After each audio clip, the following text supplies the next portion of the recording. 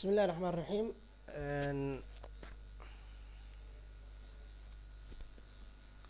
بسم الله الرحمن الرحيم. marka waxaan marin insha Allah oxidation numbers ka waxay naga caawinayaan qaacidooyinkan hoos loo qoran gabi ahaantood waxay naga caawinayaan inaan hadhow annaga ay noo fududaato inaan curiyo walba la siiyo oxidation numberkiisa aan hore ka sheegno Soomaa okay marka si aan hore u sii wadno oo sii socono hore waxaan dheenaa marka si aan u sii fududaato waxaan dheenaa okay rule 1 muxuu sheegaa rule 1 waxaa lagu dhahaa substances in the elemental state form have oxidation number equal to 0 muxuu ku dhahay curiyaha markuu elemental state ku jiro it means maxaa laga wadaa aluminium oo kale adwa kana silver oo kale hydrogen oo kale oxygen oo kale they are in the elemental stage wili wax reaction ma galin wili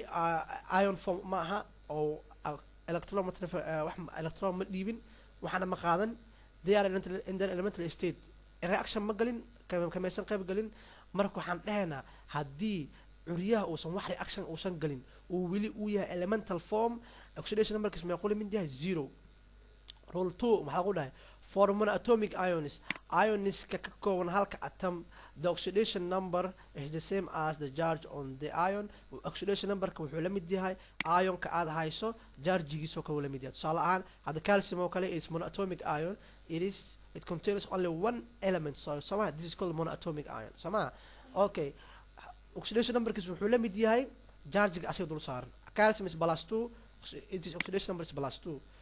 argentum ama silver is +1 its oxidation number is +1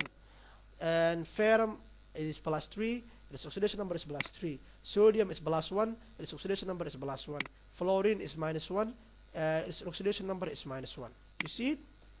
algo shay for monatomic ions maxaa loo yiri the oxidation number is the same as the charge on the ion monatomic ion ama ionada ka kooban halka curiye oxidation number koodu wuxuu la mid yahay ionkaas tirada dul saaran ayuu oxidation number kala mid yahay hadduu 1 yahay -1 yahay it is -1 oxidation number okay waxaan dhahaynaa marka rule 3 maxaa lagu dhahay rule 3 waxaa lagu dhahay for all metal for group A metal elements group maxaa laga wadaa marka group 1 for 1A metal the oxidation number in the compound is +1 waxaa loo yiri curiyaasha ama isku dhisyada ay ku jiraan curiyaasha ku jira group 1A elementska tusaalahan sodium oo kale potassium oo kale waxaan samaa groupkaas magnesium waxaa kamid oo kale magnesium oo kale kamid ah hydrogen oo kale kamid ah group 1A elementska curiyaasha ay ku jira ama isku dhisyada ay ku jiraan group 1A elementska oxidation numberkoodu wuxuu la mid yahay +1 maskaxda ku hay rule number 4 waxaa lagu dhahay for group 2A metals the oxidation number is in the compound is +2 waxaa lagu yiri group 2A metalska ama curiyaasha ku jira group 2A compoundyada ay ku dhex jiraan ama reactionada ay ku dhex jiraan iyaga hogaaminayaan oxidation numberkoodu wuxuu la mid yahay +2 tusaalaha magnesium oo kale calcium oo kale okay rule 5 maxaa lagu dhahay for hydrogen rule 5 wuxuu gooni u yahay hydrogen oo gooni u yahay waxaa lagu yiri in compounds where hydrogen is the more electropositive atom the oxidation number is +1 waxaa lagu yiri isku dhisyada ay ku jirta hydrogen halkaas oo hydrogen ay ku tahay the more electropositive element maxaa waa idinka positive ka inta kale negative waa tusaalahan maxaa kamid ah haddii hydrogen ay la falgasho non metal maxaa kamid ah tusaalahan oxygen kamid ah chlorine kamid ah fluorine kamid ah haddii ay la falgasho they are electronegative element waaye idana electropositive element waa kana the more electropositive element idinka positive ka ah marka kaasoo kale maxaa u qaadanaya oxidation numberkiisu inuu yahay +1 okay rule number 5 ayaan weli ku guda jirnaa maxaa lagu dhahayaa marka rule number 5 waxaa lagu dhahay in hydrides the oxidation number is -1 waxaa lagu yiri hydride maxaa laga wadaa tusaale hadday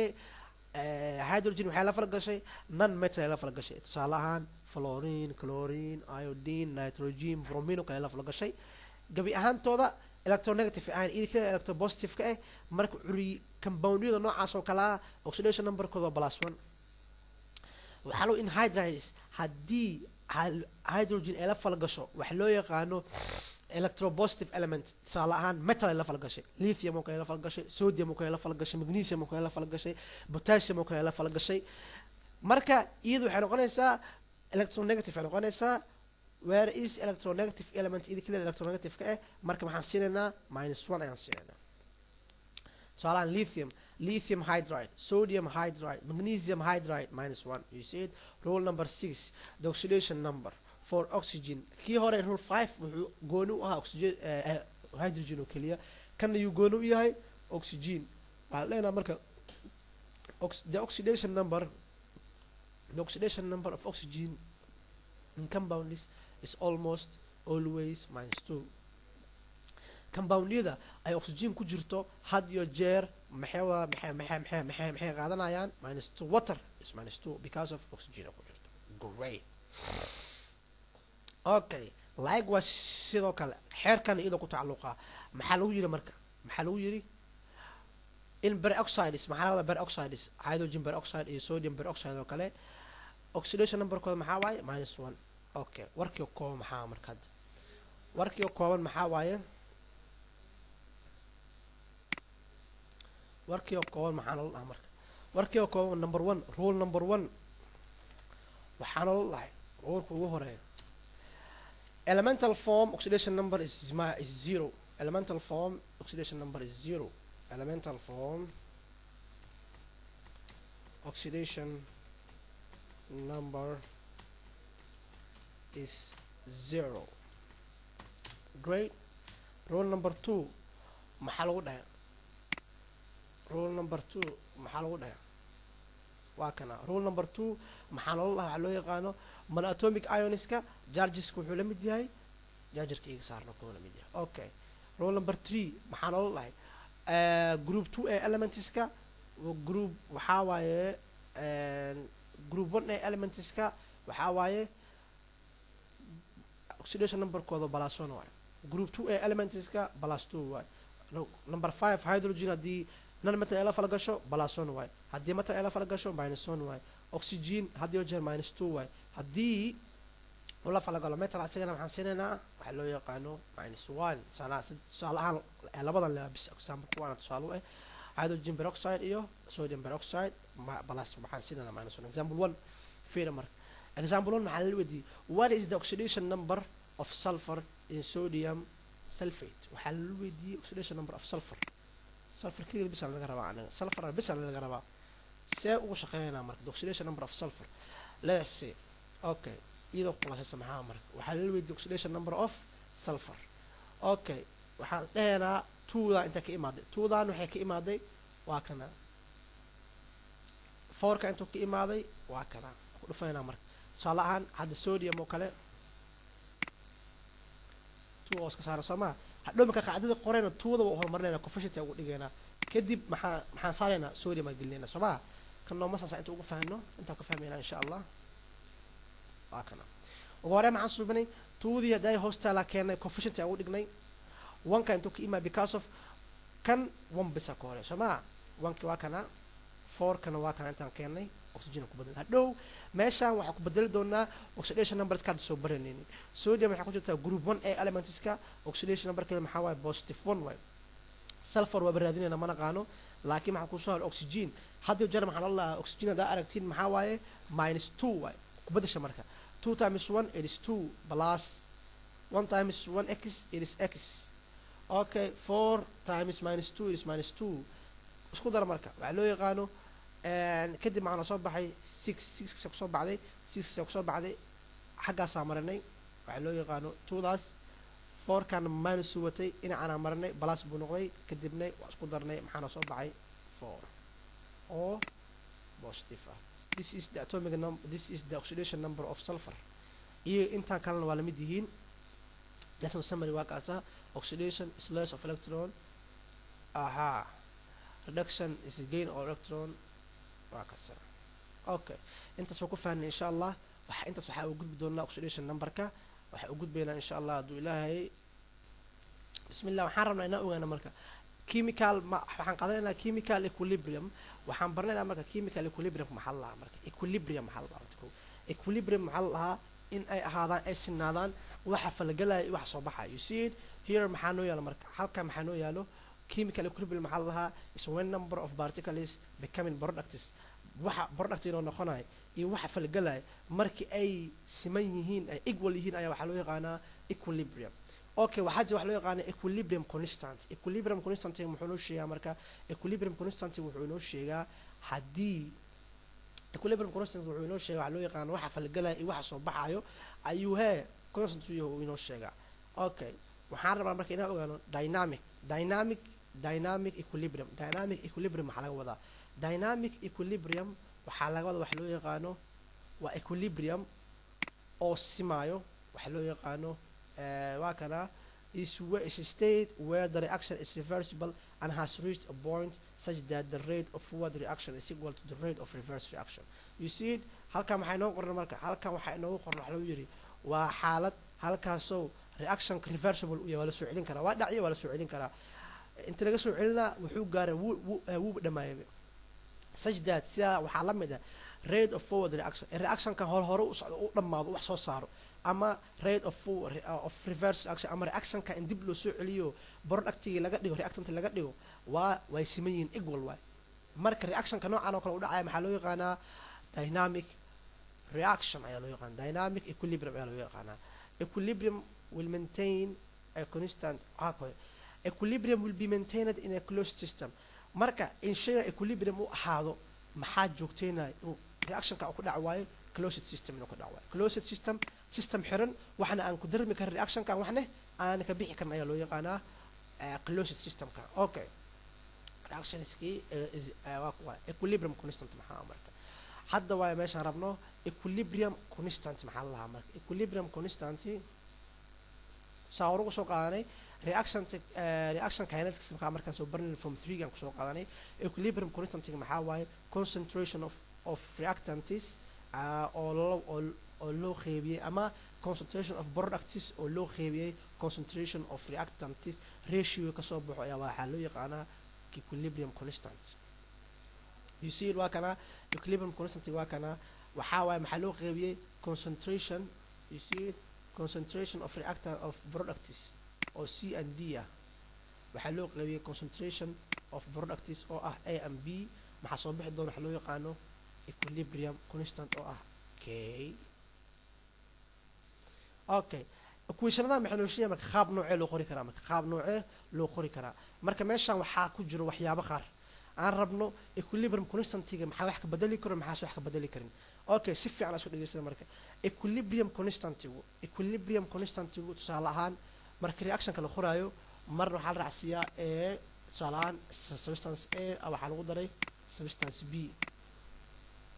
waxaa soo baxay substance C oo lagu daray substance D. Okay, A tusaale ahaan waxaa waaye gas, it is solid, it is liquid, gas. Okay, equilibrium constant maxaa wax ka bedeli kara marka waxaan rabaa inaan soo koobno si isku faahfaahinayo waxaan equilibrium constantiga had iyo jeer gaaska haddii la kordhiyo tusaale ahaan increase in substance A maxay saameynaysaa increase in substance D because of maxaa waaye decrease in substance D macnaha equilibrium constantiga maxaa ka bedeli kara constantiga waxaa laga wadaa in shaygan xaddiga uu ku socdo uusan isbedelin haddii wax lagu kordhiyo reaction waxbaa ka bedeli maayo somaha gaaska equilibrium constant waxbuu ka bedelaa haddii la kordhiyo waxbaa ka bedeli maa reactionkii dhacay laakiin solidka iyo liquidka waxba kama bedelaan concentrationka oo concentrationka xaddii ku jiray waxa loo yaqaano system ku dhex jira waxba kama bedelaan taa la ajrigeeda marka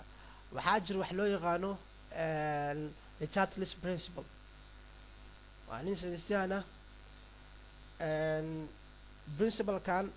1846 like that sidaas oo kale la soo saaran filaa muxuu dhahaa marka principlekan muxuu ka hadlaa marka asiga muxuu ka hadlaa waxay tahay marka wuxuu asiga ka hadlaayo maxay tahay waxaan rabnaa inaan ogaano si iyagoo u fahanno aan hore ugu sii socono. The Chatelet principle wuxuu dhahaa marka tusaale ahaan systemka closed systemka ahaa oo maintain gareynayay in waxaan constant ay ahaadaan equilibrium ay ahaadaan ayaa lagu xiray tusaale ahaan waxaa fala galay A B C D aa soo baxay sooma okay haddii substance a aan kordhino waxaan dhahanay marka laga reebo solid iyo liquid inta kale systemka waxbay ka bedelayaan laakiin solidka iyo liquidka haddii la kordhiyo equilibriumka waxba uma dhimayaan waxna kuma kordhinayaan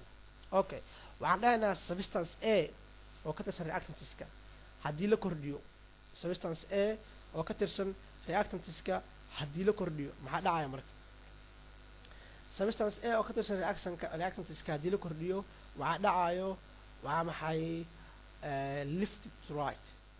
marka reactionka wuxuu leeyahay right shifty iyo left shifty right shifty maxaa waaye maxaa badanayo soo saaritaanka la soo saara productiga badanayo haddii left shifty aan maqashan maxaa waaye reactantiska aa badanayo soo saaritaanka kuwan la soo saaraya badanayo right shifty maxaa badanayo kana badanayo soo maha okay okay let us maintain okay colorka noo bedel balo okay marka waxaan dhahnay haddii reactantiska bato reactantiska haddii wax lagu kordhiyo marka laga reebo solid iyo liquid aan ku dhaama adeegsi shayga ahayn haddii wax lagu kordhiyo maxaa dhacayo reactionka wuxuu dhahaa right shift haddii productiska la badiyo maxaa dhacayo waxaa loo yaqaano increase in products increase in concentration of products equilibrium maxaa dhacayo waxaa loo yaqaano left shift okay haddii decrease lagu suubiyo reactantiskan wax laga dhimo maxaa dhacayo wax loo yaqaano left shift ayaa dhici doono haddii laakiin products decrease laga dhigo maxaa dhici doono right shift waa xeerkan wuxuu qeexaya decrease in concentration of reactants causes shifty to left decrease in concentration of products causes shifty to right haddii productiga wax laga yareeyo right shift a dhacayso haddii reactantska wax laga yareeyo left shifty waay haddii reactantska wax lagu kordhiyo waxaa dhacaya right shifty haddii productska wax lagu kordhiyo maxaa dhacaya left shifty waa intaas waxay noo qeexayaan marka intaas waaye waxay noo qeexayaan equilibriumka mathma okay marka waxaan rabnaa inaan fahanno see wax loo qoraa marka qaacidada way noo qoran tahay qaacidada maxaa waaye maxaa noo qoran constant maxay ku xiran tahay waxay ku xiran tahay c concentration of c oo lagu dhiftay concentration of d oo loo qeybiyey concentration of a oo lagu dhiftay concentration of b waatana qaacidada soo maa okay tusaale ahaan waxaa dhacay hadda sulfur dioxide oo kale oxygenka tuwa xagan ka wataa ana markaa qorayso oo qoraa tuuda hoos ma ka dhigaa maya markii hadda midkan oo kale sulfur dioxide iyo waa productiska nitric oxide iyo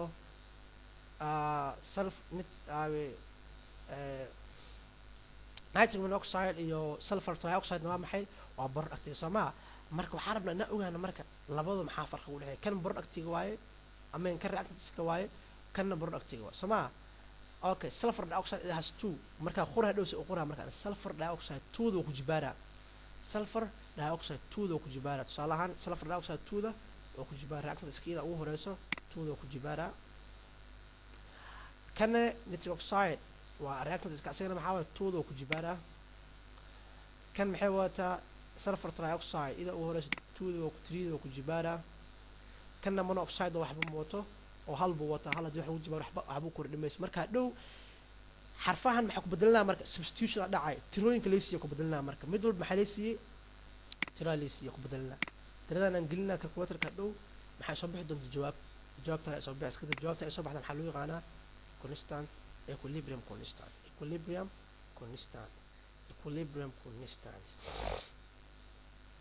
okay waxaan filaa intaas inaan fahanay filaa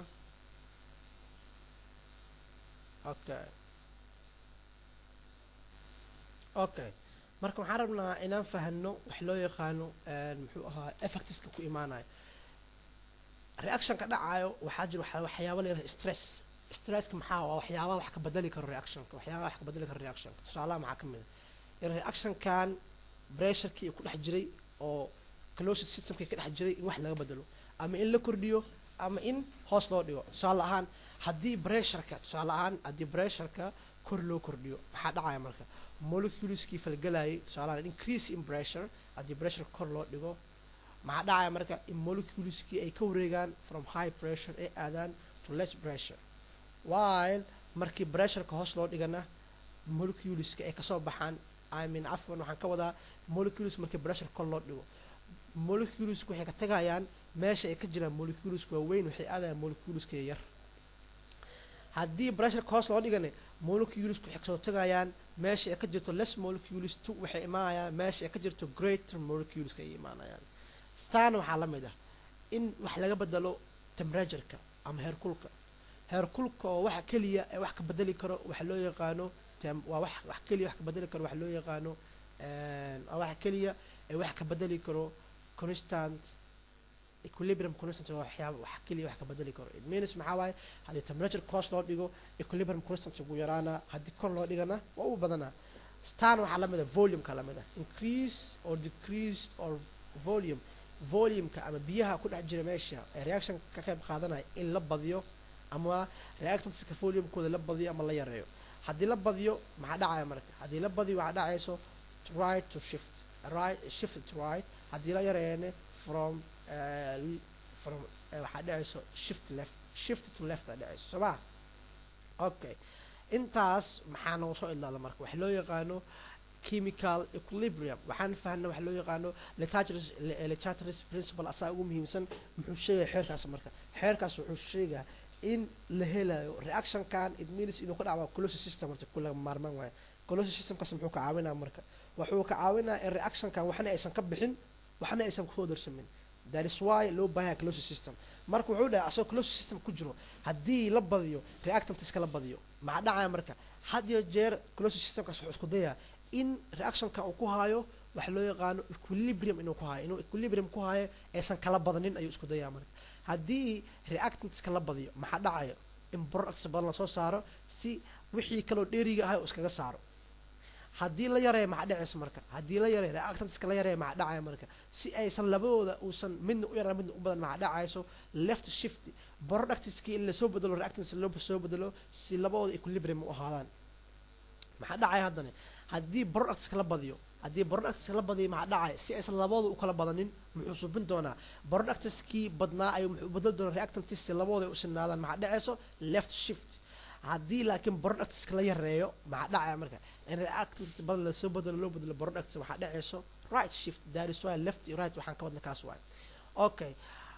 marka waxaan dhahan waxyaabaha aan closed systemka reaction ka socda ka bedeli karin maxaa kamid ah solid and liquid aa kamid ah kuwaas maxaa waaye concentrationka waxba kama bedeli karaan laakiin gas and aqua solutions can change kuwaasna waxbay ka bedeli karaan waxaan filaa intaas in lee fahmay marka waxaan rajeynaa insha allah in casharadii aan kala faa'iidaysanay wax fiicanna aan ka fahanay ka faa'iidaysi wacan waa mahadsantihiin aad iyo aad waa mahadsantihiin insha allah